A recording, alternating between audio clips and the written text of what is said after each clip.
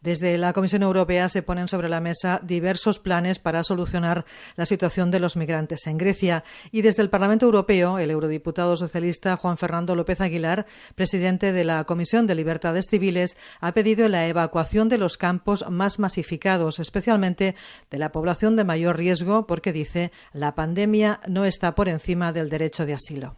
Sabemos que la pandemia y la crisis impone desafíos imperiosos a los Estados miembros y a la Unión Europea, pero eso no significa ni la suspensión del Estado de Derecho, ni la suspensión tampoco del derecho de asilo y de las obligaciones humanitarias que imponen a los Estados miembros y a la Unión Europea.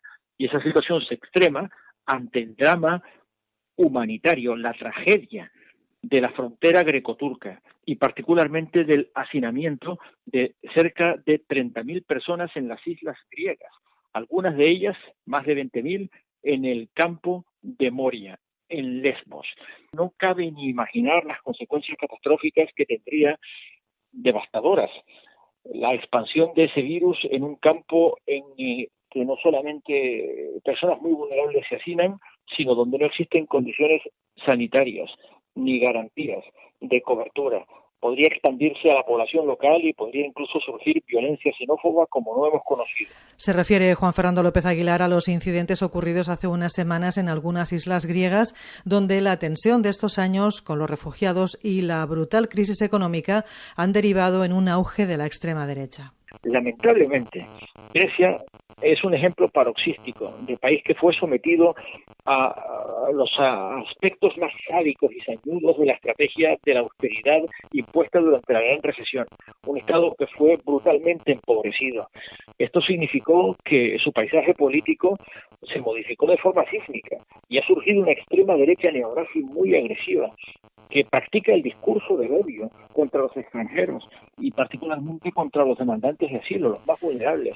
El eurodiputado socialista reconoce la buena voluntad de la comisaria Ylva Johansson con su plan de recolocación de 1.600 menores no acompañados que varios países europeos se han comprometido a acoger, pero a pesar de que tenía que ser una realidad antes de Semana Santa, todavía no se ha producido. Y duele que hayan pasado semanas desde que la comisaria Ylva Johansson anunció que se iba a poner en marcha la evacuación de las más vulnerables de todas esas personas, los 1.600 menores acompañados que se acogerán a esa primera medida, porque la medida fue anunciada efectivamente hace ya un tiempo y todavía no se ha ejecutado.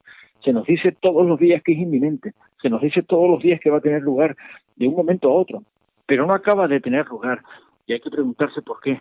Una recolocación que depende de la buena voluntad de esos países dispuestos a acoger a estos menores, una solidaridad que, en opinión de López Aguilar, no debería ser voluntaria, sino obligatoria, y más después de la sentencia del Tribunal de Justicia de la Unión Europea, que ha condenado recientemente a Polonia, Hungría y República Checa por no cumplir con el compromiso de reparto de refugiados pactado después de la crisis de 2015. Claro que hace falta solidaridad vinculante entre los Estados miembros. Por eso mismo queremos que se reforme el sistema europeo común de asilo para imponer esa solidaridad vinculante y esa responsabilidad compartida. Pero mientras se reforma, todavía es imprescindible un programa de realojamiento instrumentado por la Unión Europea a través de la Comisión y que mueva no solamente a los países que se ofrecen, sino al conjunto de los estados de la Unión en función de sus poblaciones y de su riqueza relativa y de su capacidad de acogida. Tampoco comprende López Aguilar la posición de países como Italia o Malta que se declaran puertos no seguros para impedir el desembarco de los migrantes que han sido rescatados en el Mediterráneo. Es por eso que impulsa la creación de un marco europeo de rescate en el mar. No es sostenible esta situación en la cual se movilizan organizaciones no gubernamentales, activistas y voluntarios y cooperantes que luego vagan por el mar a la búsqueda de algún puerto que les permita desembarcar. Y solo cuando la situación ya es realmente exasperante se produce un cruce de llamadas telefónicas entre primeros ministros que acuerdan un reparto de última hora.